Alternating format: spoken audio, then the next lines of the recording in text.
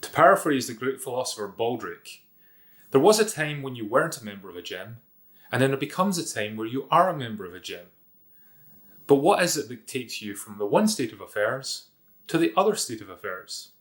In other words, when is the right time to join a gym?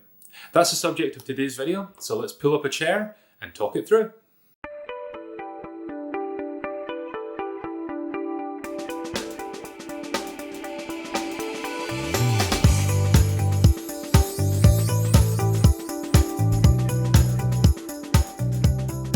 Well, hey there, and thanks for joining me in this latest video in the series of videos of the Gym Paradox, the pros and cons of joining a gym. If it's your first time on the channel, then welcome, and feel free to go and browse around at your leisure. There's quite a few videos in this series already, but if you want to see the original article from which this is derived, I will leave a link in the description down below to the original piece of content up on DCSfit.com. It's a very long piece of content, and you can check that out at your leisure. While you're down there though, if you wouldn't mind liking and subscribing to the channel, that would make a big difference. Or you can do what many people have done so far and come to the channel, watch the video and done none of that. It's one click, guys, one click. Come on, you can do it. Just one little thumbs up. That would be great. So today's video is about when you should join a gym, and that might seem like a fairly straightforward question. You might feel like you've got a goal that you want to achieve, you need a gym to do it, and therefore you would go and join a gym. But as with many of the things that we've raised in previous videos, it's not quite that straightforward. And in some of those previous videos, you might have had the implication that I am suggesting that joining a gym is a bad idea. Well, far from it. If you go all the way back to the one where I'm talking about the advantages of joining a gym, you realize that there are some incredible advantages to a gym membership. The idea that you're going to get all this equipment available to you, some resources as well, whether it be classes or help from fitness instructors, although we have touched on why that might not live up to your expectations. These are all reasons why you're getting good value out of your gym membership. If you really know what you're doing, or you really know what you want, and you know what tools you're going to be requiring, then you go to join a gym, then it can be incredible value. But the problem is that that's not what most people do. Usually it's triggered by an emotional response. And what I mean by that is most people are living with the need to change for quite a long time before they make that decision to take out a gym membership or to even go and look at gyms. Quite often, the emotional response is something along the lines of, "Ah, I want to," and then you insert the thing that you don't like about yourself. I wish I could insert the thing you don't like about yourself. So that could be that I want to lose fat. I want to get slimmer. I want to lose weight. Or I want to get bigger. I want to get stronger. And it's something you don't like about yourself particularly. And you've kind of assigned this emotional response to it where you're kind of fed up with it, but you're fed up with it in the moment. And then it sort of goes away because there's other things going on. And that's another emotional response that sort of kicks in where you start justifying why you can't do something about it at that moment in time. So that may be something along the lines of, but I just don't have the time. That's a very common one. Or I've got so much on at the moment, I can't do anything at the moment. Or I don't have room to train at home. So that may be one of the catalysts that sort of moves you towards joining the gym in the first place. So all these things start to come up as reasons why you can't do it. But after a while, it might just get so overwhelming, that original emotional response becomes so overwhelming at some point in your life where you decide, nope, I have to do something about this. I must do something about this. And the problem there is that starts to create this chain reaction of events inside you where you feel like you must do something about it now. Like there is a hurry. Suddenly there is a time limit on this. I desperately need to do something and I need to do it quickly, despite the years of procrastination that have probably gone beforehand, certainly months in most people's cases. But now there's an urgency about it. And so you want to do something. So rather than giving it a whole lot of thought, what most people do is they just follow what other people do.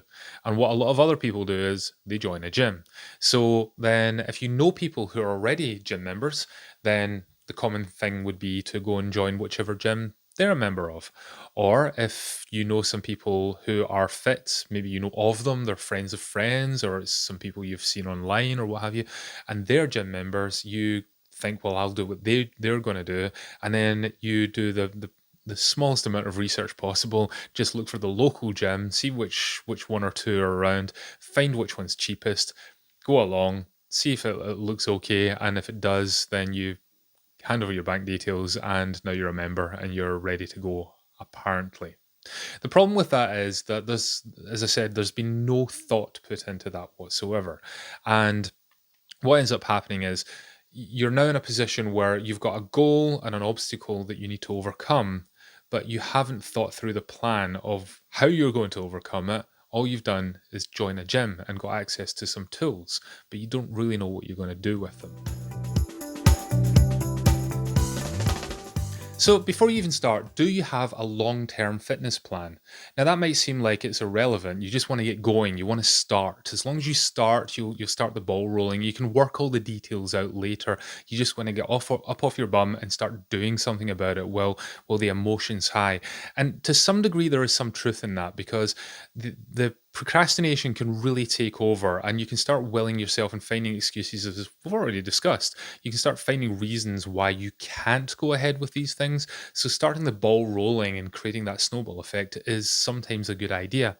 The problem is, if you've got no plan whatsoever and you're just deciding, hey, I'm just going to go and do something here, then you could start yourself down the wrong path, and that snowball effect starts to take over and just starts rolling you in the wrong direction. And it's quite hard to put the brakes on something when you're doing it wrong, because now you're in the moment and you just keep moving forward in that direction. You do something badly enough times, what you get very good at is doing it badly. You don't get better at it, you get good at the bad way of doing things. So by not doing any research in the first place, or having any thought into yourself before you even start, then it's difficult to then know whether or not you're on that right path to begin with. One of the analogies that I like, I can't remember where I heard this, but I did hear it from someone else. So I didn't come up with this myself. But the idea that your brain operates like a man riding an elephant. So the elephant is really the brain, the primal part of your brain that just sort of is operating of its own accord. The driver is your cognitive thought, and so you trying to steer that elephant is you trying to convince yourself to do things that you don't really want to do. The elephant's pretty much going to go where it wants to go, unless you can coax it in the direction that you need it to go in. And so maybe you would hire a guide, and that would be like the equivalent of hiring a coach or something that would help you turn the elephant. But even then, if it really has its mindset on going in a direction, it's still probably not going to happen. So there has to be some inclination that that elephant wants to turn. So using that analogy, then if you can sort of give it a reason why it's better off going in the other direction, then you're much more likely to be able to maneuver the elephant the way that you want it to go.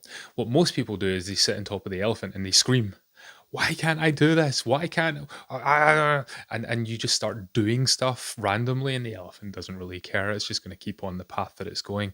So by joining a gym, it's kind of like that too, because you've done something now. You think, hey, I'm making progress here. I'm going to do something that's going to move me forward. But actually all you've done is just something from the top of the elephant, but the elephant is still going, and it's still going to come up with the reasons why it can't. So, what should you do before you join a gym? What I'd suggest is take a little time to reflect. And I do mean a little time. I don't mean weeks or months. I mean a day or two.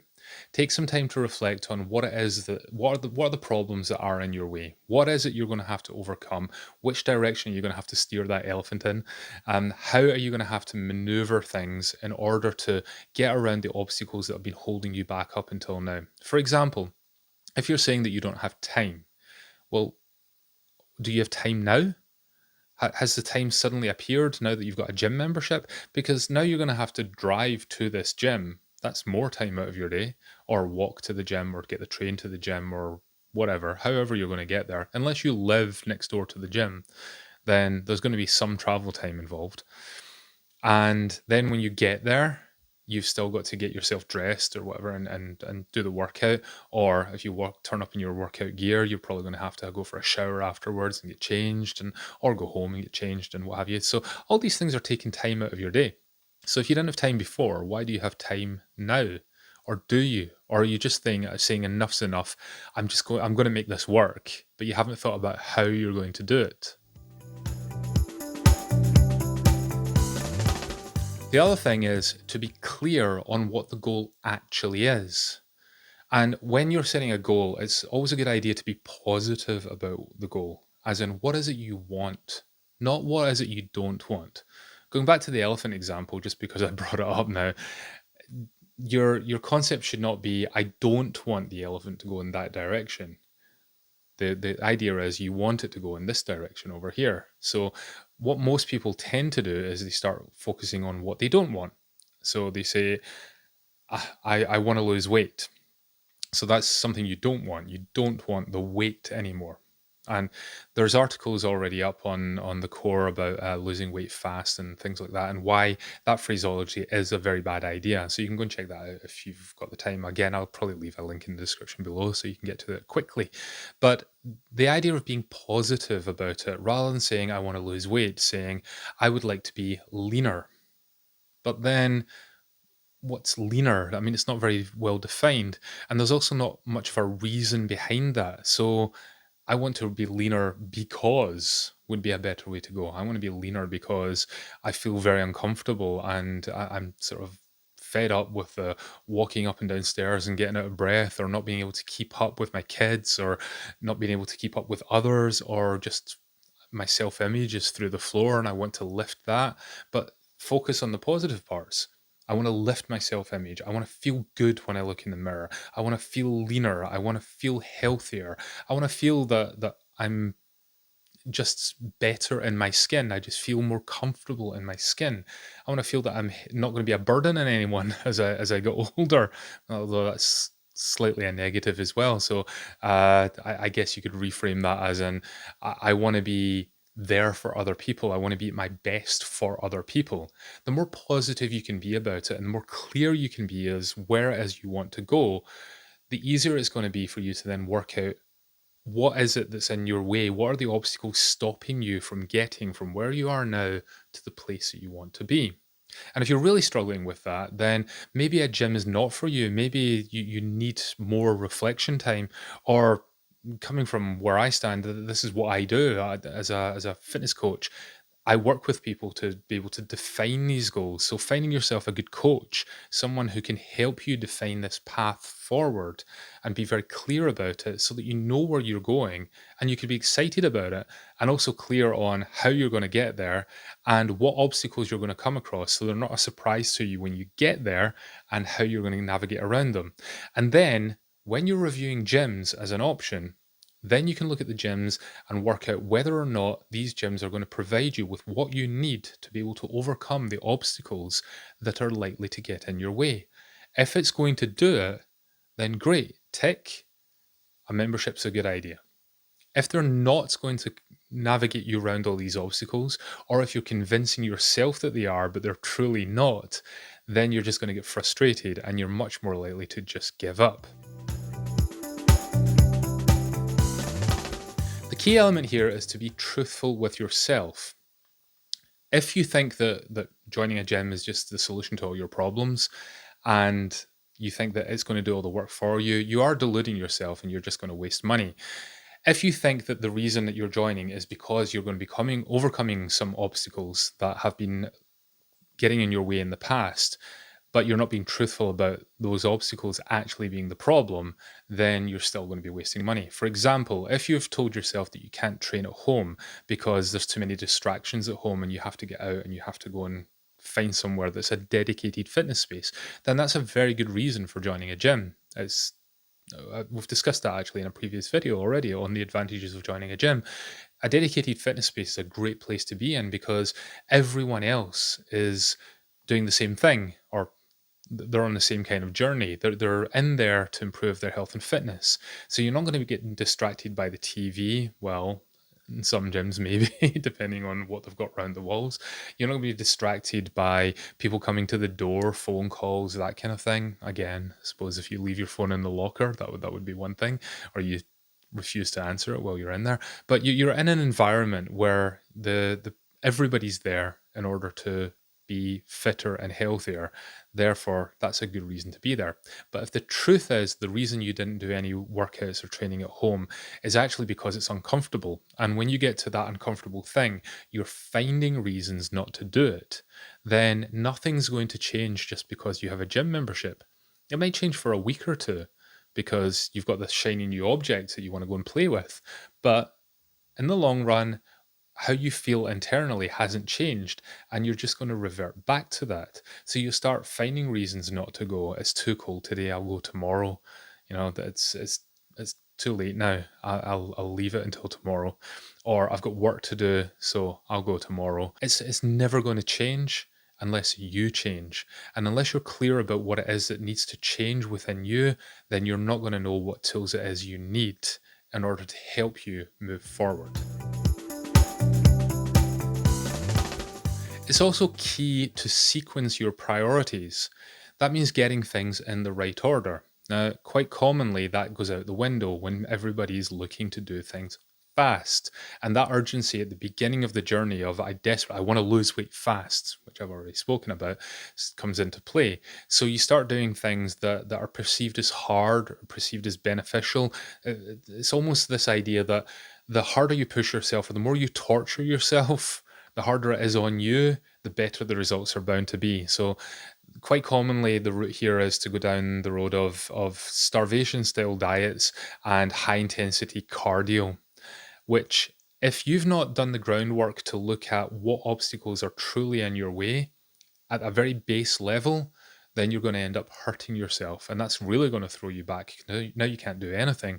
So, for example, if you've got imbalances in your body and you start trying to do high intensity interval training, you're bound to come across an injury at some point because your body can't overcome the imbalance, especially when you're throwing intensity at it. So, working on those imbalances first would be a better route to beginning your journey. And that's where it comes back to assessing the gyms. If you're looking for somewhere that's going to help with you with your imbalances in the early days, and you end up in a cram-packed gym where there's no floor space to be able to work on movement patterns, then you're in the wrong place. If you can find somewhere that is more suitable for movement-based training, then you've potentially found the place that's right for you. That might be that it's not a gym. It might be that you found a yoga studio, and that's actually what you need, and that's going to be much more beneficial to you. Or maybe there is some kind of movement-based coach that has their own facility in your area, and you can go in and just work on those movements and those imbalances. So in the end, sometimes no pain is just that. No pain. It's not no pain, no gain. Just no pain is no pain. And taking a step back to make sure you're dealing with things in the right order is going to avoid those pain points going forward. Whether those are true physical pain points because you have imbalances in your body that if you push through, you're going to cause yourself injury or discomfort, or whether it's frustration pain points where you're just going to keep hitting brick wall after brick wall because you're not moving forward the way that you expected to move forward. And sometimes that is just a case of limiting your expectations before you start and realizing that things are not going to happen in a linear fashion where you're just going to be making progress day after day, week after week. And the harder you push, the more progress you're going to make. It doesn't really work out like that. But that's something we'll talk about in a future video. For now, though, if there's one thing that we can take away from this, it's the idea to sit back and take some time and really think about what it is that you need before you make a decision to join a gym. If you've decided that you want to join a gym, ask yourself why. What is it that you want from the gym that is going to make this big difference to you? And don't just say, because I want to get fitter and it's got fitness equipment in it. Actually think about what it is that you want to achieve. What are the steps that you're going to need to take in order to get you from point A to point B? Understand what point B looks like.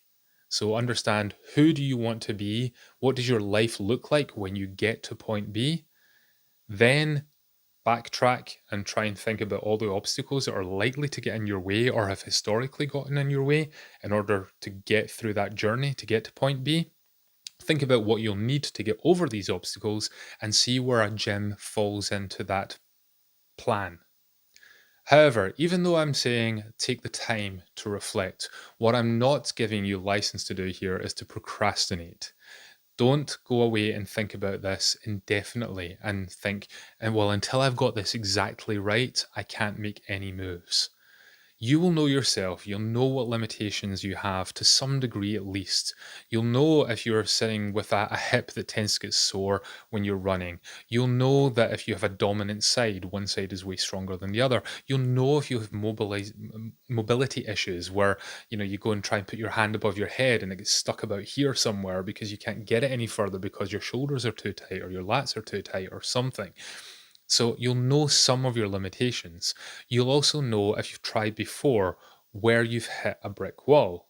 But try and really reflect on that because at some point you'll have just said, I give up. But you might not really realize exactly what point that happened or why it happened. So try and reflect on why these things happened.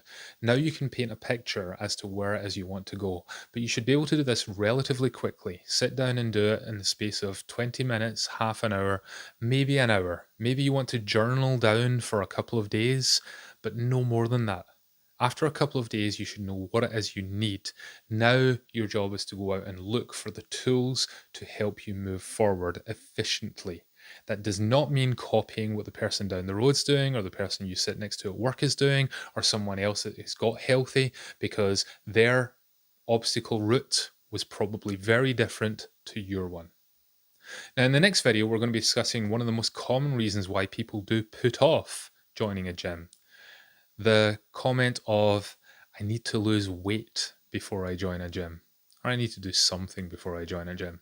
We're going to look at that in detail. Now, that might sound like a strange thing for people to say when you're using your logical brain, but it does come up a lot, an awful lot. So if you're one of the people that has ever said that, or you've ever heard somebody say that, then stay tuned for the next video. So until next time, I hope this gives you license to take some time to reflect, think about where you are on your fitness journey at the moment, where it is you want to be, and how best to get you from point A to point B, and what tools you're going to need to get there, so that you start making better choices and more efficient choices going forward. Until the next time, I hope you have an amazing week, stay awesome, and I will see you next time. Bye for now.